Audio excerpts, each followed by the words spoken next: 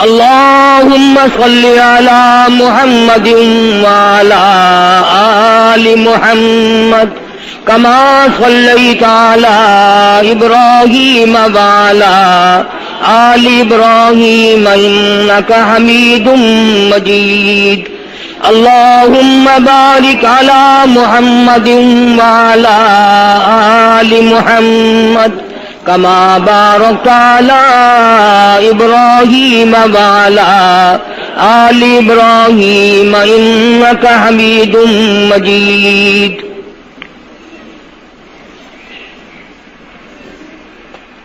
اللہ تبارک و تعالی جل شانہ کا احسان اور کرم ہوا کہ اس نے ہمیں رمضان المبارک کا بابرکت مہینہ عطا فرمایا۔ مبارک ہو ان لوگوں کو جنہوں نے رمضان کے پورے روزے رکھے، تراویح ادا کی، قرآن کریم پڑھا، اللہ تعالیٰ قبول فرمائے، خیر و برکت کا ذریعہ بنائے، ہمارے لیے، ہمارے بڑے بزرگوں کے لیے ذریعہ نجات بنائے۔ جن لوگوں نے رمضان کے روزے نہیں رکھے انہوں نے لعنت کمائی، انہوں نے جہنم کمایا، جہنم کے انگارے کمائے۔ میرا ایمان ہے جو آدمی بغیر کسی بیماری کے، بغیر کسی عذر کے روزہ چھوڑتا ہے، اسے موت کے وقت اتنی پیاس لگے گی، سمندر پلاؤ پیاس نہیں بجھے گی۔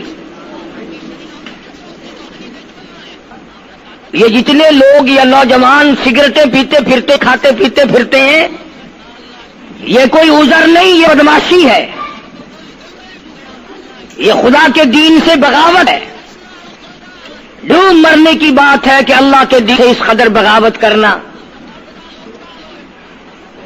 ایک حدیث میں آتا ہے کہ قیامت کے دن روزہ چھوڑنے والے کو کبھی بھی پانی نہیں ملے گا، لاکھوں برس تک پانی نہیں ملے گا۔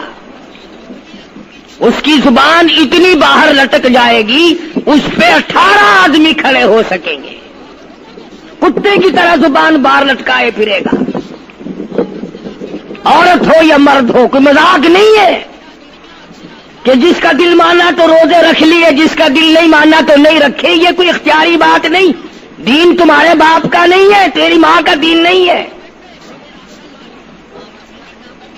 یہ دین کے ساتھ مذاق ہے۔ اسلامی حکومت ہوتی کوڑے لگتے، قید کیا جاتا روزہ چھوڑنے والوں کو۔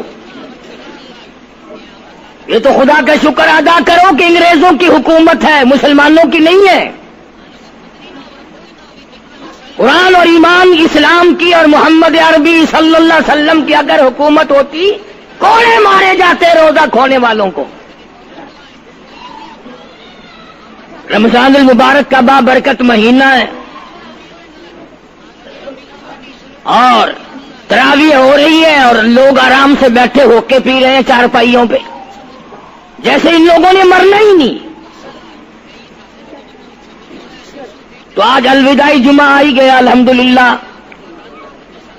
کتنے لوگوں کے لیے تو یہ آخری جمعہ اس لحاظ سے ہے کہ اس کے بعد موت آ جائے گی، اور کتنے لوگ وہ ہیں جن کے لیے اس لحاظ سے آخری جمعہ ہے کہ رمضان کا آخری جمعہ ہے، اور کئی بد نصیب لوگ ایسے ہیں کہ پڑھنے ہی صرف آ جائیں پھر آئیں گے ہی نہیں۔ ارشاد فرمایا مدنی کریم صلی اللہ تعالی علیہ وسلم نے لوگوں اس وقت اپنے آپ کو بچانا، اپنے دین کو بچانا، اپنے ایمان کو بچانا۔ لوگ اتنے بگڑ جائیں گے، لوگ اتنے برباد ہو جائیں گے، لوگ اتنے تباہ ہو جائیں گے۔ صبح کو آدمی مومن ہوگا، شام کو موت آئی تو جنازہ کافر کا اٹھ رہا ہوگا۔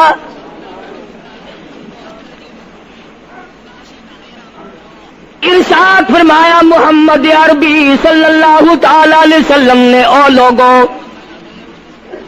اس وقت سے اپنے آپ کو بچانا، اس وقت اپنے آپ کو سنبھال کے رکھنا، قرآن کریم کے ساتھ جوڑ دینا، ایمان اور اسلام کے ساتھ وابستہ کر دینا۔ لوگ اتنے بگڑ جائیں گے، ہر کوٹھی، ہر بنگلہ، ہر مکان، ہر دکان، ہر ہوٹل، ہر تمام کے تمام چاروں طرف سے قرآن کریم کے بجائے، درود پاک کے بجائے، استغفار کے بجائے، کلمہ طیبہ کے بجائے کنجری کی آواز آنے لگے گی۔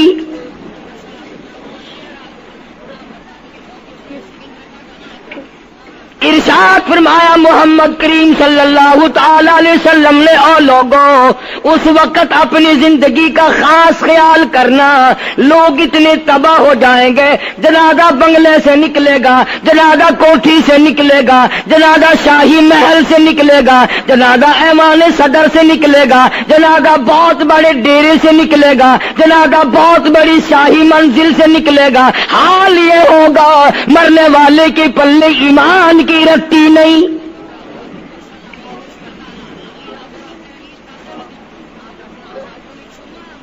مشکا شریف میں حدیث پاک موجود ہے، ارشاد فرمایا کالی کملی والے صلی اللہ تعالی علیہ وسلم نے، او لوگوں، موت کے وقت کی پیاس کا انتظام کرو۔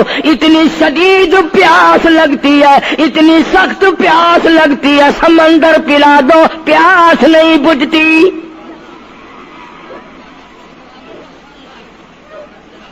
ارشاد فرمایا مدنی کریم صلی اللہ تعالی علیہ وسلم نے، او لوگوں، موت کے وقت کی تلخی سے پناہ مانگو، کڑوا پن سے پناہ مانگو، موت کے جھٹکے سے پناہ مانگو۔ اتنا سخت منہ کڑوا ہو جاتا ہے، آدمی کے مرنے کے بعد بھی لاکھوں برس تک منہ کڑوا رہتا ہے۔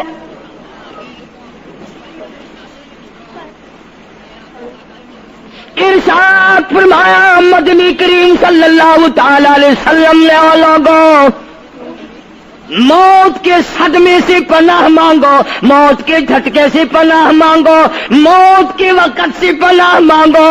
اتنا زبردست جھٹکا لگتا ہے، آدمی کے بدن میں منوں کے حساب سے لہو ہوتا ہے، جھٹکا لگنے سے ایک قطرہ باقی نہیں رہتا۔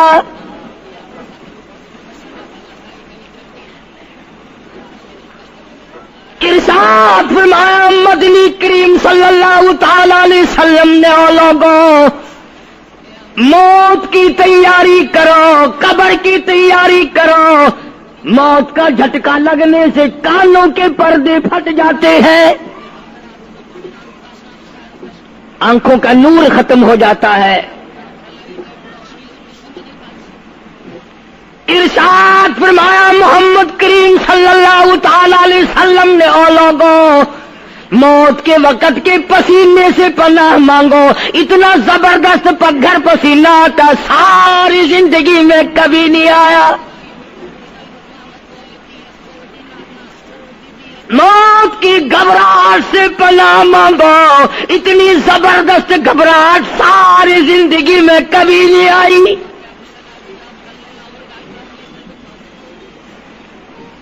آخری وقت ہے، کروٹیں بدل رہا ہے، کبھی پیر اکٹھے کرتا ہے، کبھی ہاتھ مارتا ہے، بےتابی ہے، الجھن ہے، بے قراری، پریشانی ہے، آخری وقت ہے۔ بیٹی نے پوچھ لیا ابا جان کیا تکلیف ہے؟ کہتا لخت جگر، کھانسی نہیں، درد نہیں، پیڑ نہیں، بخار نہیں، سانس لیتا ہوں ایسا معلوم ہوتا ہے ہزاروں کانٹوں والی ڈھنگریوں کے اوپر سے گھسٹ کے سانس آ رہا ہو۔ کل نفس ذائقۃ الموت، ہر ایک نے موت کا ذائقہ چکھنا ہے، ہر جاندار نے موت کا ذائقہ چکھنا ہے۔ صحابہ کرام نے سوال کر دیا جناب محمد عربی صلی اللہ تعالی علیہ وسلم سے، کالی کملی والے آدمی کی جان کیسے نکلتی ہے؟ فرمایا ریشمین کپڑا لے لو، خاردار جھاڑ پہ ڈال دو، پلہ پکڑ کے کھینچ لو، جیسے وہ تار تار ہو جاتا ہے، آدمی کی یوں رگوں کو توڑ کے رکھ دیا جاتا ہے۔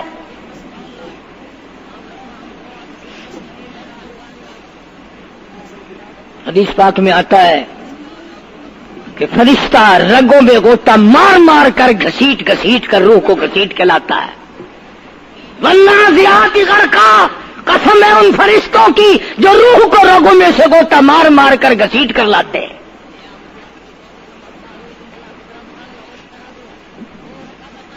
آج میری تیری کیا مجال ہے، کیا جرت ہے؟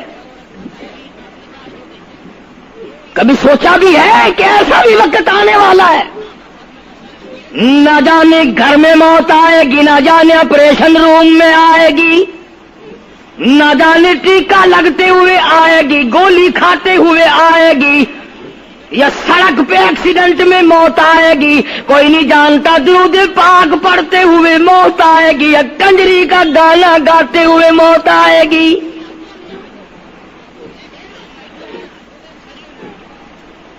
اس لیے مجذوب کہتا 2 دن کی زندگی پہ نہ اتنا اچھل کے چل،